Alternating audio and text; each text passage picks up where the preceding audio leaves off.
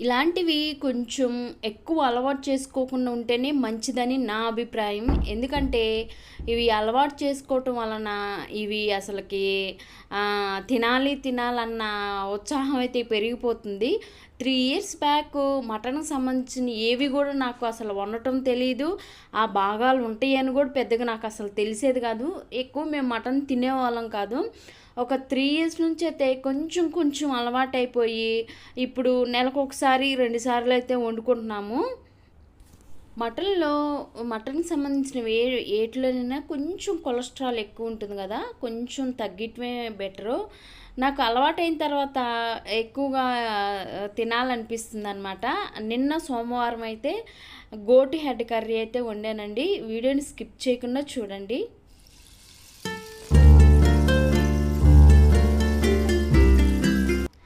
Mutton అంటే మటన్‌కి సంబంధించినవి ఏవి కూడా నాకు అసలకి వండటం కూడా వచ్చేది కాదు. ఒక 3 ఇయర్స్ బ్యాకు అసలు తెలిసేది కాదు.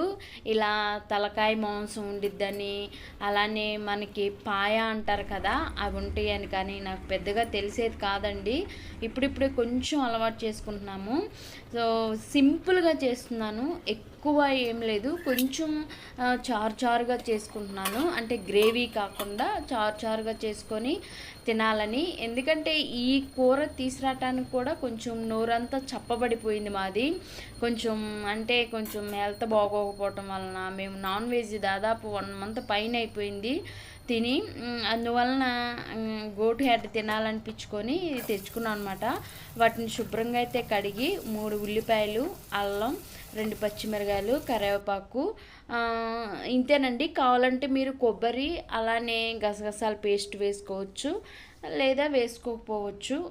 ఎవరిష్టం వాళ్ళది. నేను చాలా సింపుల్గా చేసుకుంటున్నాను అనమాట. నా టేస్ట్కి తగ్గట్టుగా ఉప్పు కారాలు చాలా తక్కువ వేసి వండాను. ఎందుకంటే కొంచెం ఉప్పు కారాలు తగ్గించే తినాలి కాబట్టి మేము తక్కువే తిన్నామన్నమాట. ఉల్లిపాయలను బాగా వేయించిన తర్వాత తగినంత ఆయిల్ వేసుకొని, తర్వాత కొద్దిగా అల్లం వెల్లుల్లిపాయ పేస్ట్ వేసుకొని, అది కూడా పచ్చివాసన పోయిన తర్వాత 2 పచ్చిమిరకాయలు వేసుకొని, కొంచెం అల్లం వెల్లుల్లిపాయ పేస్టు పచ్చివాసన పోయేంత వరకు వేయించుకొని, తర్వాత అయితే కొద్దిగా పసుపు వేసుకుంటున్నాను. పసుపు వేసుకొని మొత్తం అయితే కలుపుకుంటున్నాను.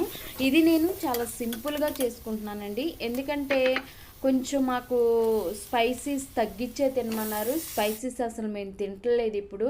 దానివల్ల కొంచెం తింటున్నాము. ఎందుకంటే దీంట్లో ఉప్పు కారాలు బాగా దండిగా వేసుకొని తింటారు. ఇది తెలంగాణ వాళ్ళ ఫేమస్ కర్రీ అనమాట. సో ఎవరిష్టం వాళ్ళది. మేము ఎలా తినగలమో అలానే తింటున్నాం అనమాట.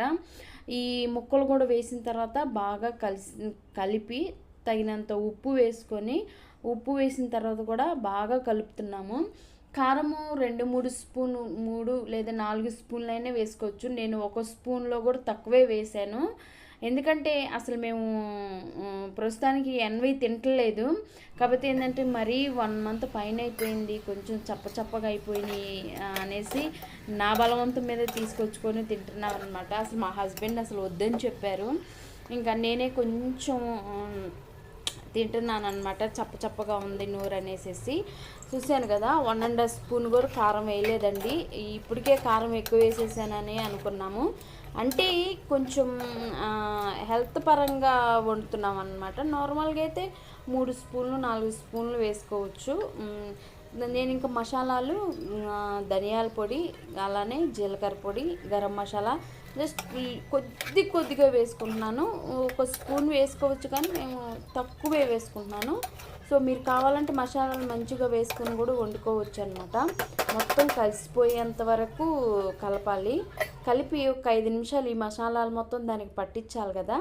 సో మసాలాలు బాగా పట్టించిన తర్వాత మనకి కావాలంటే కొబ్బరి పేస్ట్ కూడా వేసుకోవచ్చండి ఈ టైంలో. సో నేను ఏం వేయట్లేదు కాబట్టి కొంచెం చారుగా తినాలనేసి. సో చూసారు కదా, ఒక చెంబులో అయితే నీళ్ళు పోసుకొని కొంచెం కొత్తిమీర కూడా వేసుకొని కొంచెం లెమన్ పిండుతున్నాను.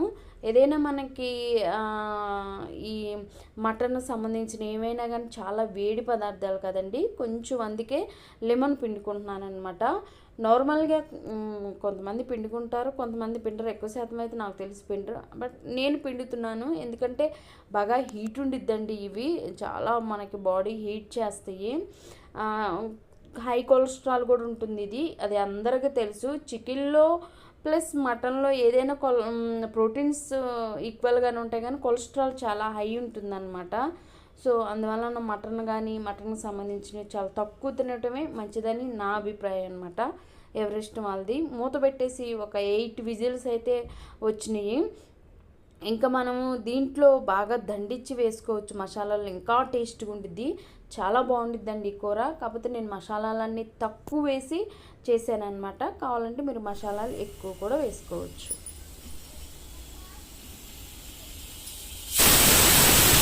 ఒక 8 విజిల్స్ వచ్చిన తర్వాత నేనైతే స్టవ్ని ఆఫ్ చేసేసి ఆ ఎయిర్ మొత్తం పోయేంత వరకు ఉన్నానండి. సో ఇప్పుడైతే నేను మూత తీసాను, చూశారు కదా, కొంచెం కారం తక్కువైందనమాట.